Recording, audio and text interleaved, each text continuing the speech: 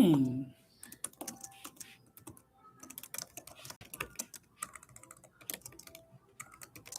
Hi.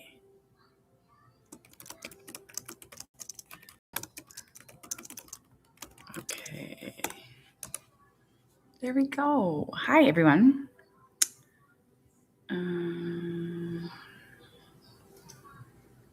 Let's get this set up.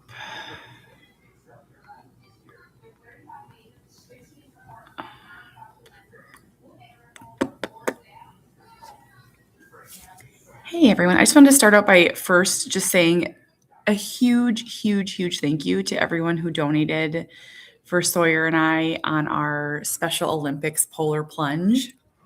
We're in a little bit of a battle, but we have raised enough to, participate and make a difference for the Special Olympics and all that. So thank you. You can see snow and ice for anyone that's not local.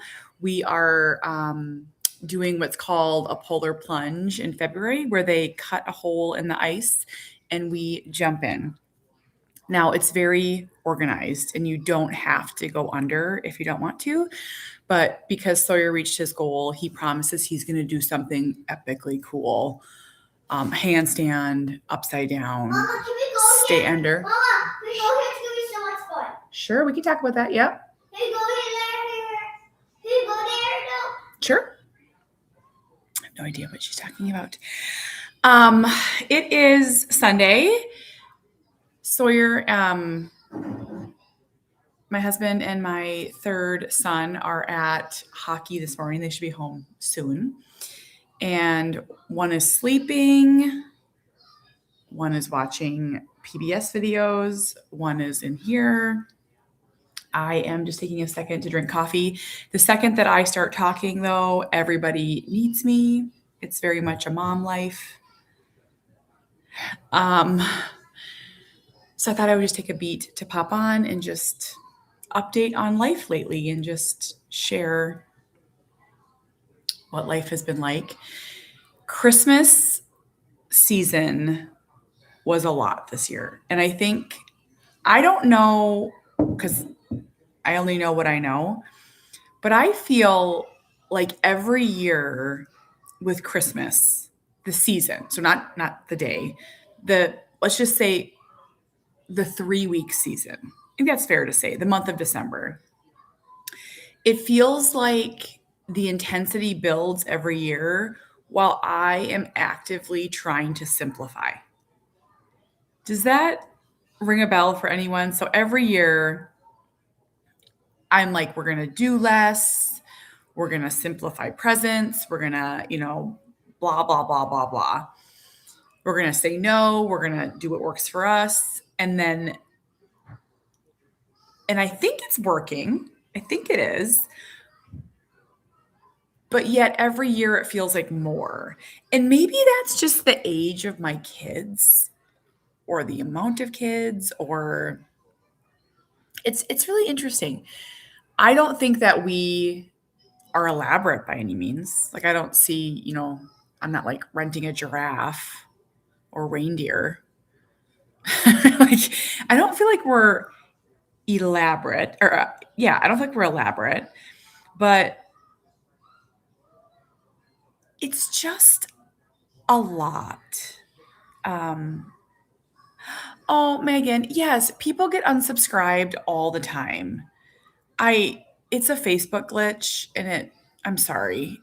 I've been dealing with this for like 5 years. I have like nothing I can do about it, but I'm glad you're back.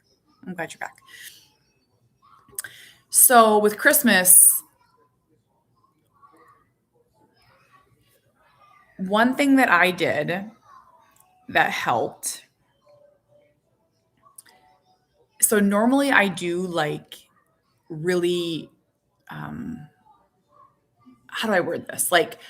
So we have lots of teachers, paras, bus drivers, wonderful people in our life. Lots, like 20. And every year before this year, like I will buy them like certain gifts. And this year I was like, I'm doing a gift card.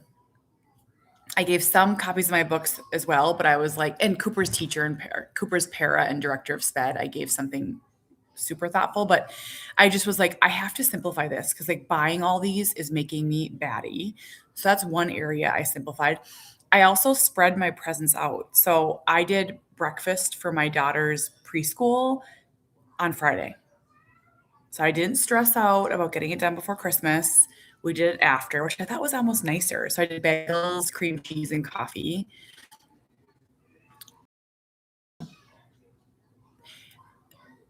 Often I feel pressure to do so many Christmassy things. So we live in okay, hold on, Facebook. We live in a very big suburb. Um, hold on, Facebook. Let me just fix my internet here. If someone can explain to me how internet can just go out all the time, I will be so thankful. 'Cause we cannot figure it out. Um, I feel so much pressure every year to do so many Christmassy things, like Christmas, big suburbs, big here. You could do a different Christmas light thing every single day. Christmas lights at the zoo, Christmas lights at CHS Field, Christmas lights at Bentleyville, Sam's Christmas Village. I could go on. Miracle on Big Rock. Like there's so many things here. And I've always like you could go see the Grinch, you could go see different plays, musicals, reindeer, ice skating. There's so many things here. And in the past, I felt a lot of pressure because we have the autism component in our life to make sure our other kids get certain experiences, then Cooper gets his experiences. That's a weird thing about me. This year, I was like, you know what? We're not going to like stuff ourselves in a car and drive through and look at Christmas lights and everyone's going to hate it. And then I'm going to cry. And afterwards, I'm going to say, why didn't we love that like every other Instagram family? Not sure if anyone can relate to that. I didn't do that this year. I did not stuff my kids in one car and drive them through to look at Christmas lights because they hate it and they don't care. True is true. We did go to a Christmas village, which was a lot of work for me to manage Cooper. Um, True story. But the other kids had an absolute blast. So we did one thing. Happy I did that. Um, we only made 2 or 3 types of Christmas cookies, which was actually a lot of fun. I love baking. What else? Yeah, I don't know. It was a lot. It felt like a lot. And I had someone come over yesterday to help me with Cooper, and I was like, "How was your holiday?" And she's like, "I'm so glad it's over," or "So glad I'm so sad it's over." And I like burst out laughing. She doesn't have kids yet. She's lovely. She's younger. And I was like, "Really? I am so glad it's over. I'm so glad." It's just so much work for moms and I'll say dads too, but it was a lot. It was. So that's done. I think I've shared, I share a lot with my subscribers. I go live with them every day, but I've shared that Cooper, my oldest who has autism, his anxiety ramps up every December and every May for Christmas and then end of school year. And this was our hardest year ever with his anxiety. It was, I honestly didn't know if he would be able to go back to school. We had a meeting. I mean, meetings about, how challenging it was with him. And that is like the smallest use of the word. So we actually kept him home, I would say, I'm just guessing because I can't remember exactly, like maybe December 18th and on, whatever that full week was, we kept him home. And that was the right decision. It was the right decision. And I just want to just say this to you all. Do what works for your child and what works for your family. And it may not make sense to anyone else, and you may get pushback. It may not, It may not be the easiest choice. It may be the uncomfortable choice. It may anger people. But that is the number one thing that I have learned doing this for 15 years is that what works for every other child does not work for Cooper, and it can be unsafe and dangerous and all these things if you do them. So do what works for your family. And so I kept him home, and it was the right decision. And we are working with our, that reminds me, I need to check on our gene set test. We are working with our doctor, and we've added in a new med and a med that helps with impulsivity, and are starting to give a small dose of that. And he went back to school on Monday. I held my breath, and we're doing half days. Half days are right for him right now, and that's okay. Do I want him to go half days? No. Do I want to write my book and not have to go pick him up? Yes. Is it more work for me to have him home? Yes. Is it the right decision? 100%. So he's going to school.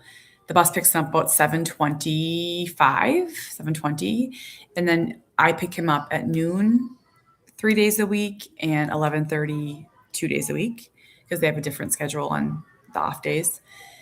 And he had 4 phenomenal days. I held my breath literally every single day. I am telling you, I waited. I mean, if you know, you know. If you know, you know.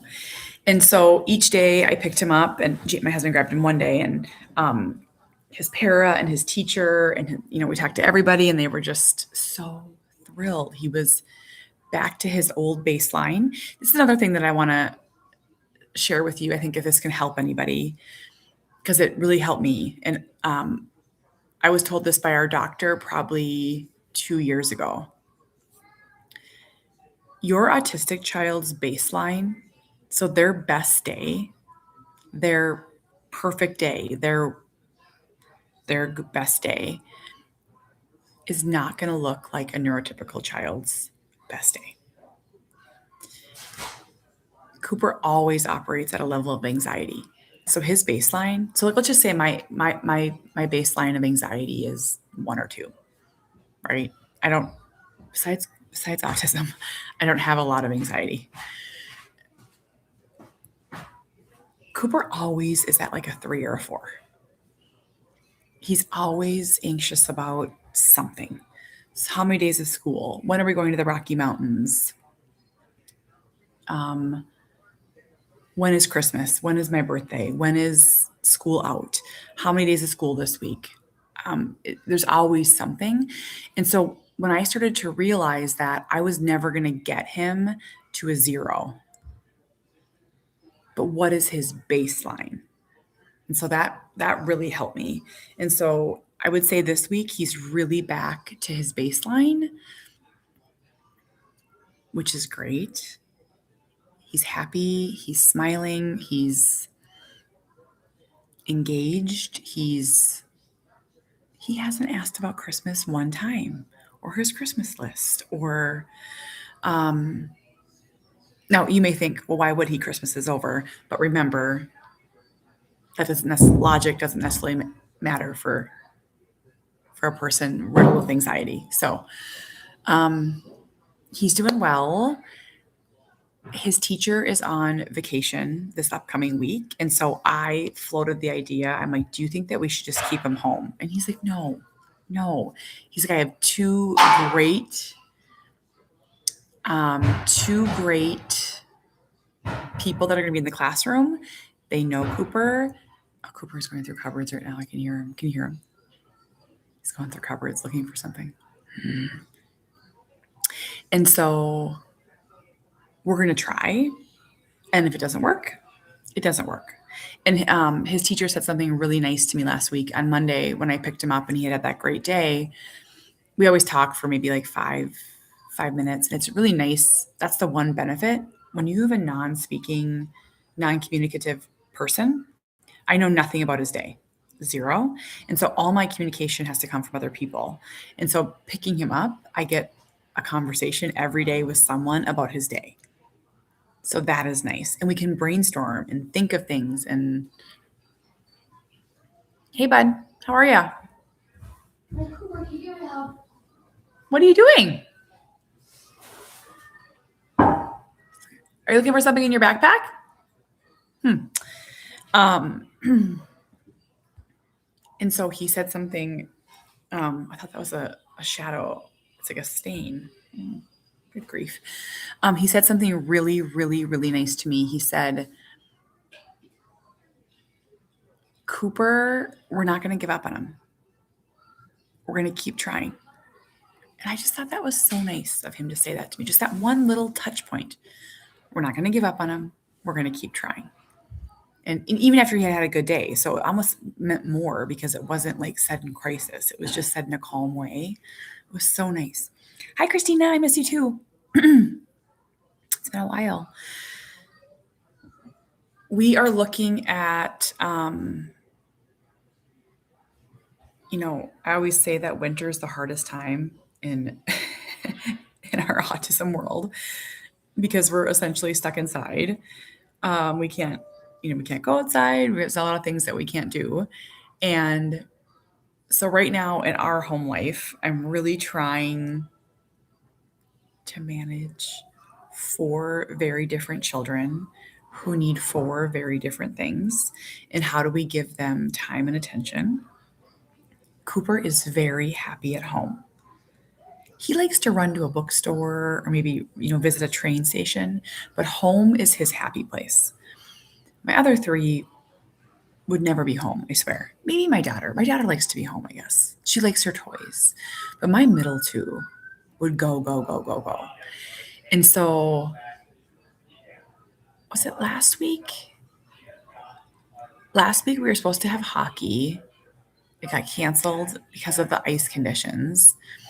And so we had a sitter for Cooper, one of his PCA friends. So we brought the other 3 kids to Top Golf. And I was reflecting on how it took us a lot of years to figure out how to navigate life outside of our home while honoring Cooper's need to be home. I don't know if any of you feel that. But that continues to be our biggest challenge family wise. How do we do things? How do we go? How do we honor Cooper? How do we give him what he needs? I don't necessarily have an answer for that yet. I don't. But so like today, my 12-year-old has a hockey game. We have a sitter for Cooper. Jamie has to be there an hour early with him. I'm going to take our 7-year-old to the bookstore and to Starbucks. He wants to pick out a book for this reader of the day thing. And I'm like, let's grab a treat. And we're just going to spend like half an hour of time together. I haven't had time with him in a while, alone, 1-to-1, dedicated. So I'm giving him time today. That continues to be the balance. Winter is very hard. I actually talk a lot about winter versus summer with autism to my subscribers. I talk a lot about that. And I'll just say the thing. Winter is really hard because you are stuck inside. And help me. I want to get 2 pancakes. Okay, yep. And all the things that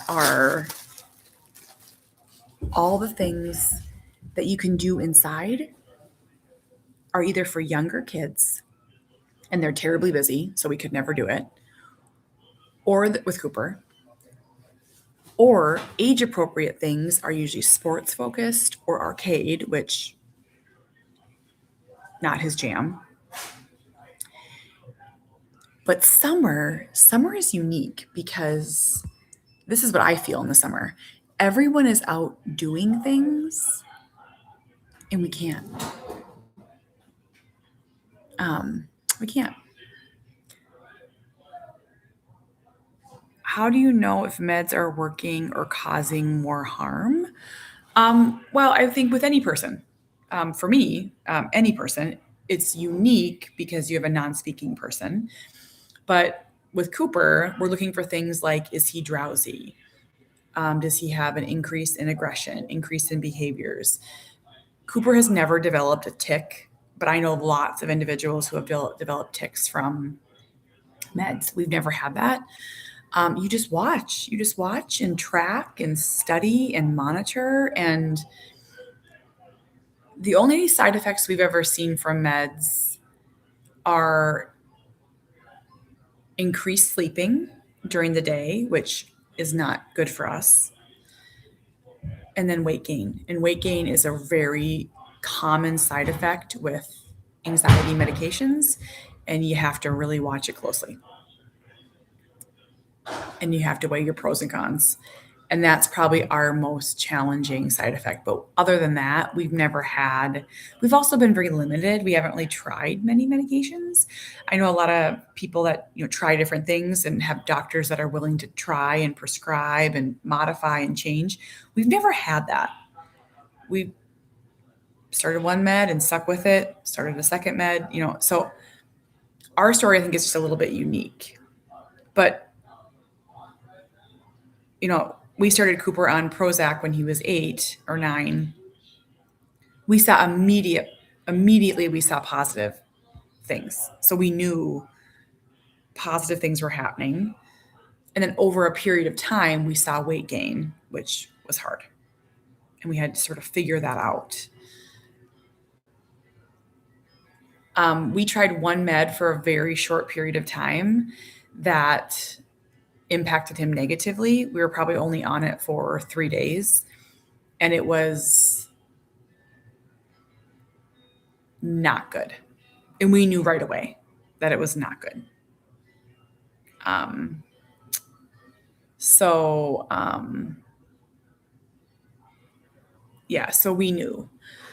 But definitely, one of my greatest fears has always been like, what if I'm missing something? Like, what if I'm causing more harm? What if I'm doing too much? What if I'm not doing enough? There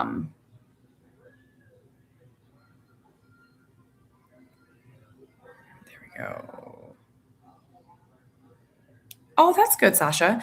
The thing that I find hard about meds, not to get too deep into it, but the thing that I find hard about meds is that when you get to, bigger doses, or usually you have to do a med wean before you can do an addition. So when we switched from Prozac to Zoloft, so it takes a long time. It takes like weeks and weeks. And when you get down to nothing, or essentially nothing, before you add back in, buckle up, buttercup, buckle up. Yeah, I don't ever want to have to do that again. I'm sure we'll have to, but I don't ever want to have to do that again. That was awful. I cannot figure out. I think I have bleach on my sweater. I'm gonna have to throw this away. I've had this sweater for so many years, and I love this sweater. What else? I'm trying to think if there's anything else. My daughter has a procedure on Monday, and I have to get her. She's 4, and she has to fast until noon on Monday, and I don't think she's gonna be able to do it. I called and I was like, can we get an earlier appointment? And they said there's 2 younger kids that are before her. They go on age. And so she's the third and the last. And so she has to wait till noon. I'm telling you guys, this girl wakes up at 6:30 a.m. And there are mornings where the first thing she'll say to me is, my belly is hungry. My belly needs food. My belly is telling me it needs food. So I don't know how we're going to do it. And the procedure is not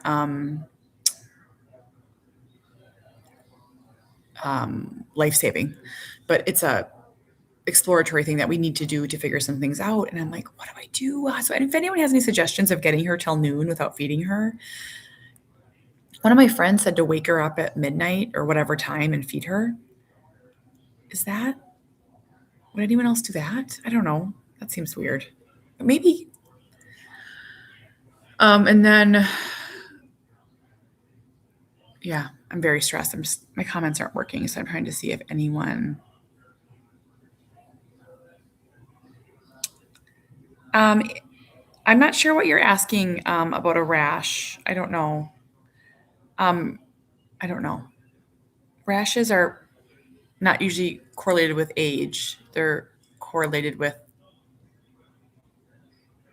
other things.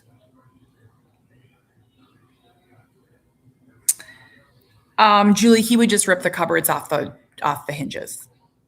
We have some of our food locked up, but I mean, he's a 15-year-old person, so he's very strong. So if we locked up his, he would just rip them off, which is people don't want to hear that and don't want to, but um, that would never work. Yes, she's going under full sedation. So I am very stressed out about it. So yeah, I'll check back on comments. So if anyone has ideas, I swear it said she can't have water after 6 a.m. Is that possible? Okay, I don't know what's happening. These are kind of making me feel weird. I don't know what's going on here. It only has to be hours that she can't eat. So we try to get her up at 4 a.m. and eat something light. Well, I was worried about taking her out of the house because I feel like if she's busier, she'll be hungrier. Is that wrong? Maybe that's wrong. But I was thinking like if I have her like running around or doing something, she might be hungrier. Fasting till noon is hard. I was thinking, I'm like, well, Jamie and I'll do it with her. And I'm like, oh, that sounds terrible. I get so angry. I don't eat. So okay, guys, I think Jamie and Harbor are here, so I'm gonna pop off. Thanks for chatting, everyone. I'll let you know how tomorrow goes. Adrian and I are gonna try and do a live maybe tonight. We should have time tonight and do a live. We haven't chatted forever. I actually haven't talked to her for so long, so we'll chat. Okay, thanks all for being here. Goodbye, goodbye.